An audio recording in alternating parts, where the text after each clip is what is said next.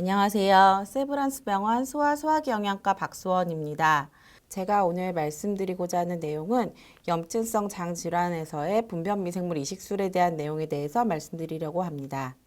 사람의 몸에는 100조 개 이상의 미생물이 존재한다고 합니다. 사람의 몸 중에서도 장에 가장 많은 수의 미생물이 존재하는데요.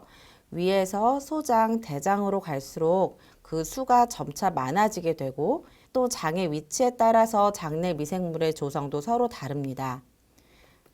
장내 미생물은 사람의 몸에서 굉장히 많은 일을 합니다. 크게 이들이 하는 일을 대사 관련 기능, 보호 기능, 구조적, 조직학적 기능의 세 가지로 나눠볼 수 있습니다. 먼저 대사 관련 기능을 말씀드리면 장내 미생물은 우리가 섭취한 음식물 중에서 우리 몸이 소화를 잘 하지 못하는 섬유질 같은 걸 발효를 시키게 되고요. 이렇게 하면서 우리 몸에 좋은 역할을 하는 단수의 지방산을 만듭니다. 또 비타민이나 아미노산을 합성하기도 하고 간에서 분비된 담즙산을 변환시키는 역할 등을 해서 우리 몸의 대사에 영향을 미칩니다. 다음으로 구조적이나 조직학적 기능에 영향을 미치게 되고요. 장내 미생물은 장의 표면에 있는 세포의 발달에 영향을 미치고 또 세포 사이의 결합을 튼튼하게 해줘서 장세포 사이로의 투과도에도 영향을 주고 또 장세포의 위에는 뮤신이라고 하는 물질로 덮여진 점막층이 있는데 이 점막층이 건강한 상태를 유지하게 해줍니다. 또한 면역계의 발달에도 이제 관여를 하고 염증 매개 물질을 조절하고 외부에서 들어오는 세균에 대한 저항을 하는 등 우리 몸을 보호해 주는 역할도 합니다. 왼쪽 그림은 장내 미생물이 항상성, 즉 균형 상태를 이루고 있을 때를 보여주는데요. 장내 미생물이 균형을 이룬 상태에서는 좋은 박테리아가 경쟁적으로 병원균을 억제한다거나 또 장관 내 면역에 영향을 미쳐서 염증을 억제하는 물질을 분비를 돕고 이 물질이 또 병원균을 억제하게 되는데 오른쪽처럼 장내 미생물의 균형이 깨지게 되면 유익균이 감소하면서 상대적으로 얘가 병원균을 억제하는 기능을 잘 하지 못하게 되고요. 또 염증을 억제하는 물질의 분비가 감소하게 되고 장세포 간의 결합에 영향을 미쳐서 장의 투과도가 높아지고 이 위를 덮고 있던 점막층의 질이 유지되지 못하면서 병원균이 장세포를 공격하게 되고 따라서 염증을 일으키는 물질의 분비가 늘어나게 됩니다.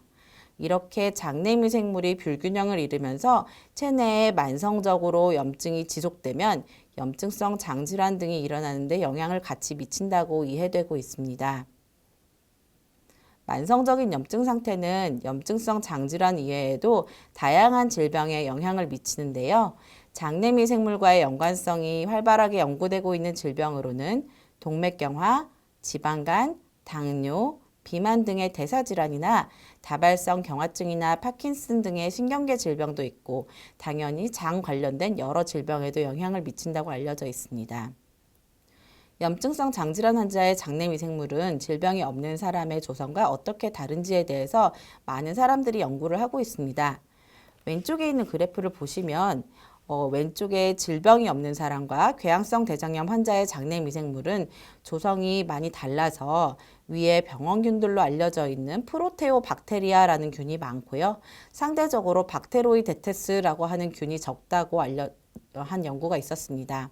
또 크론병과 질병이 없는 사람과 비교를 했을 때 장내 미생물의 수가 많이 적고 또 장내 미생물이 얼마나 또 어떤 비율로 있는지도 질병이 없는 사람과 다르다고 알려졌습니다. 소아 환자를 대상으로 진행할 연구에서도 장내 미생물이 다르다는 걸 확인을 했는데요.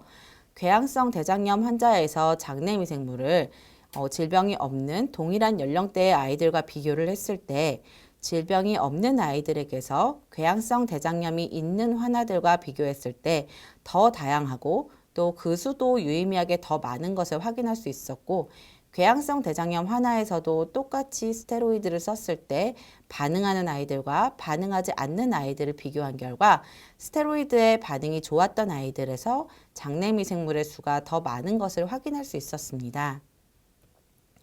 또 궤양성 대장염과 크론병 환자, 질병이 없는 사람들의 장내 미생물을 장기간 관찰을 했을 때 궤양성 대장염인지 크론병인지 또 수술을 했는지에 따라서 장내 미생물의 조성이 서로 많이 다른 것을 알 수 있었고 또 질병이 없는 사람들은 본인의 장내 미생물이 크게 변화가 없는 데 비해서 염증성 장질환 환자들의 경우에는 장기간 대변을 추적 관찰했을 때 장내 미생물의 조성이 크게 달라지는 것을 확인할 수 있었습니다. 또 소아 염증성 장질환 환자들의 데이터에서도 대조군과 비교해서 환아들의 장내 미생물의 다양성이 더 적고 불균형도는 더 높게 관찰되는 것을 알 수 있었습니다. 그렇다면 염증성 장질환에서 이렇게 무너진 장내 미생물의 균형을 건강한 공여자에서 특징적인 박테리아, 염증성 장질환과 차이가 나는 박테리아를 분리를 해서 얘를 넣어주면은 염증성 장질환이 좋아지게 되지 않을까? 라고 생각하면서 시작된 것이 염증성 장질환에서의 분변미생물 이식술입니다. 분변미생물 이식술은 반복적인 클로스트리디움균의 감염에서 효과적으로 알려져 있는데요. 항생제가 잘 듣지 않거나 자꾸 재발하는 경우에 다음번에 시도해 볼 수 있는 치료법입니다. 다만 염증성 장질환에서의 효과는 아직 명확하지 않고 그 기전도 명확하지 않아서 아직 지속적인 연구가 필요합니다. 궤양성 대장염에서는 많은 연구가 활발히 진행 중이고 효과에 대해 밝혀진 연구 결과들이 일부 있으나 크론병에서는 아직 상대적으로 연구가 적습니다. 분변미생물 이식술은 다음과 같은 방법으로 준비가 됩니다. 먼저 많은 검사와 음식일기 등을 다 통과한 건강한 공여자의 대변을 얻어서 이를 주입할 수 있는 형태로 액체화합니다. 그리고 나서 부유물을 걸러주고 이후에 바로 또는 동결 상태로 보관을 했다가 추후 필요시에 녹여서 사용하는데요. 주입은 내시경으로 하거나 관장으로 하거나 일부에서는 경구 캡슐 제제로 만들어서 시도하고 있습니다. 궤양성 대장염에서 분변미생물 이식술에 대한 반응을 평가해보면 여러 연구를 통해서 위약군에 비해서 분변미생물 이식술을 시행한 분에서 확실하게 임상적인 증상이나 내시경 소견이 많이 호전되는 것을 알 수 있었고요. 소아의 궤양성 대장염 환자에서의 분변미생물 이식술에 대한 연구에서는 분변미생물 이식술을 시행하고 나서 반응이 있었던 아이들에게서 장내 미생물의 다양성이 더 많이 증가하는 것을 확인할 수 있었고 또 오른쪽 그래프는 장내 미생물 조성의 차이인데요. 12주가 경과한 시점에 분변미생물 이식술을 하고 나서 시간이 지나고 나서 공여자의 대변 내의 장내 미생물 조성과 비슷하게 가는 것을 알 수 있었습니다. 또 반응이 있던 아이들에게서는 클로스트리움 6번이랑 18번 군집이 증가하고 반응이 없었던 아이들에게서는 또 다른 서터렐라라는 종과 퓨조박테리움이라는 종이 많이 증가했다라는 것을 확인할 수 있었습니다. 따라서 아이들의 장내 미생물의 조성이 반응군과 비반응군에서 모두 분변미생물 이식술을 하고 나서 많이 변했다는 것을 알 수 있었습니다. 이런 연구 결과들을 토대로 궤양성 대장염에서는 분변미생물 이식술이 어느 정도 경증 또는 중등도의 궤양성 대장염 환자에서 관해 유도에 효과적일 수 있겠다라고 하는 언급이 2019년도에 처음으로 소아기학회에서 언급이 되었습니다. 다만 분변미생물 이식술의 관해 유지 효과에 대한 연구가 부족하고 또 장기적인 효과에 대해서 더 많은 수의 환자를 대상으로 한 연구가 아직은 필요한 상황입니다. 크론병에서는 분변미생물 이식술에 대한 무작위 대조군 연구가 아직 없는데요. 6개의 연구가 발표가 되었고 이를 모아서 분석을 했을 때 임상적인 관해율은 51.8%에서 보고가 됐습니다. 다만 아래에 있는 연구들이 이 연구들을 모두 모아놓은 건데요. 환자 수도 다 다르고 어떤 환자들에게서 했는지 그 적응증도 다 다르고 또 방법도 다 달랐습니다. 또 대조군도 없고 결과가 일관적이지가 않아서 아직 그 효과에 대해서는 더 연구가 필요할 것으로 생각됩니다. 소아 환자에서 염증성 장질환에서의 분변미생물 이식술을 했을 때 5일 연속 관장으로 분변미생물 이식술을 했고요. 임상적인 반응과 임상적 관해를 보인 사람이 임상적 반응은 9명 중에 7명, 임상적 관해는 9명 중에 3명, 또 이식 1개월 차까지 반응이 유지되는 아이들이 9명 중에 6명에서 확인되었습니다. 소아에서는 그동안 무작위 대조군 연구가 없었는데요. 2021년 8월에 처음으로 연구 결과에 대해서 짧게 리포트된 게 있었습니다. 연구 결과 상에서는 분변미생물 이식술을 한 환자에서 6주차와 30주차에 위약군에 비해서 유의미하게 반응군이 더 높은 것을 알 수 있었고요. 그렇지만 6주차의 분변미생물의 조성을 비교했을 때는 분변미생물의 다양성이 반응군과 비반응군에서 크게 차이를 보이지는 않았다라고 결과가 나왔습니다. 그러면 어떤 사람에서 분변미생물 이식술을 하고서 반응이 좋을까라고 이제 여러 가지를 생각을 하게 되는데요. 그 반응에 영향을 미치는 인자는 공여자의 요인, 또 공여자의 대변을 어떻게 준비했는지, 또 투여를 어떻게 했는지, 또 질병 자체가 얼마나 오래됐는지, 얼마나 심한지에 따라서 각자 다 다를 걸로 생각이 됩니다.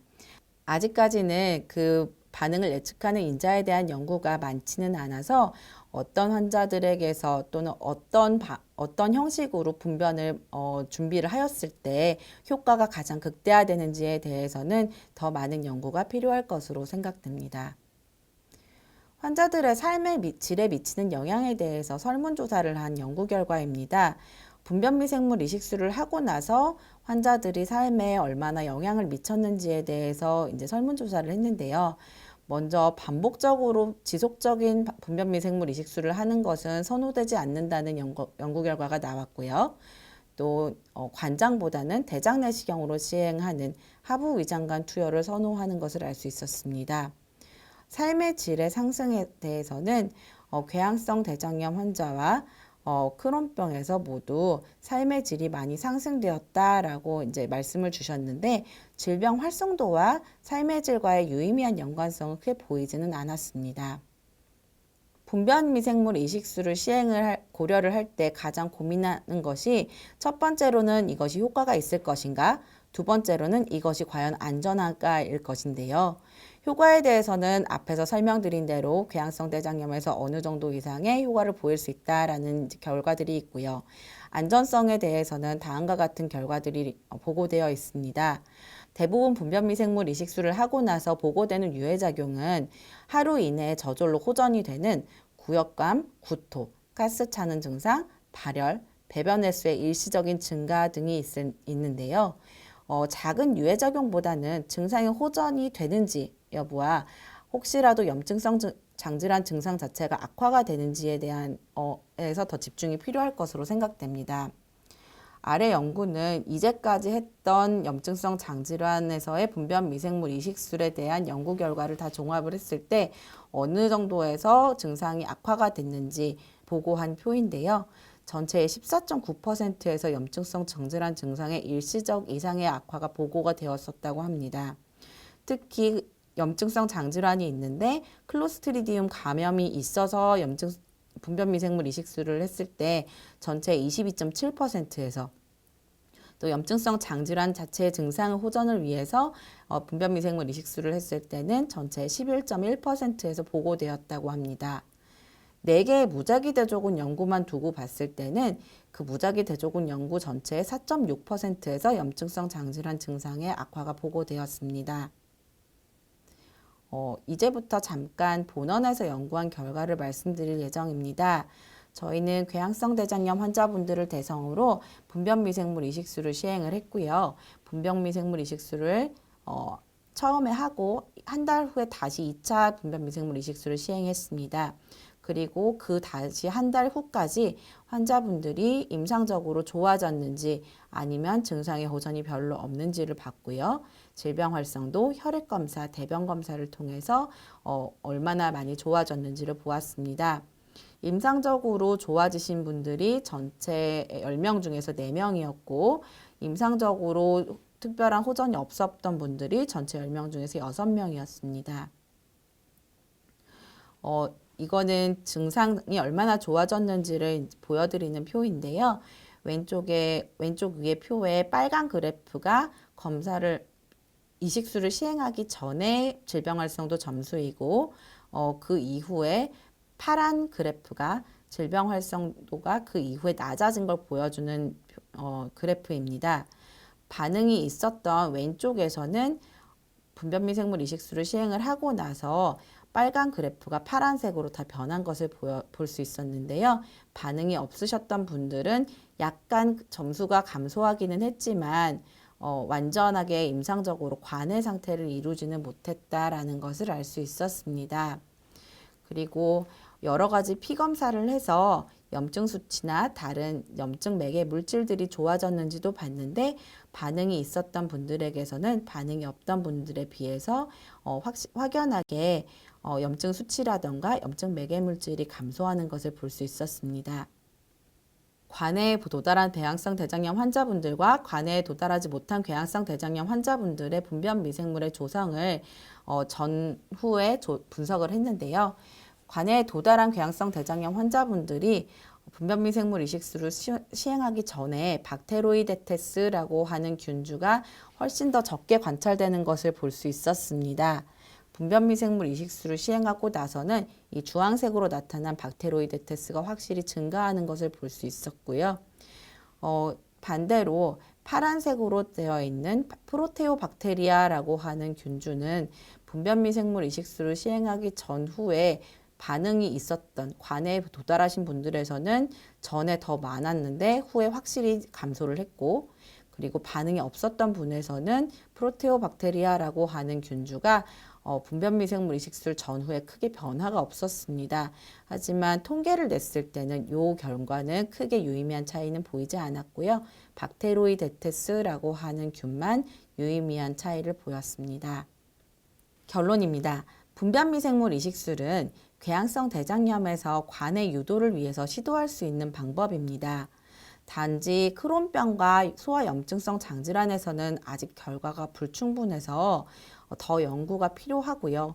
또 장기적인 데이터나 분변 미생물 이식술의 유지 치료로서의 의미에 대한 연구도 더 필요할 것 같습니다. 또 단일 장내 미생물 한 개가 모든 질병을 다 치료할 수 있는 것은 아닙니다. 공여자의 장내 미생물 투여 방법이나 대변을 준비하는 방법 등 반응에 영향을 미칠 수 있는 경우여자의 요인, 또 분변 미생물 이식술을 시행을 받으시는 그 대상의 요인에 대한 연구가 더 필요하고, 이 연구들이 더 진행이 되면 어떤 환자분들에게 어떠한 방법으로 분변 미생물 이식술을 시행했을 때 가장 효과가 극대화될 수 있는지에 대한 결론을 도출할 수 있을 것이라고 생각됩니다. 경청해 주셔서 감사합니다.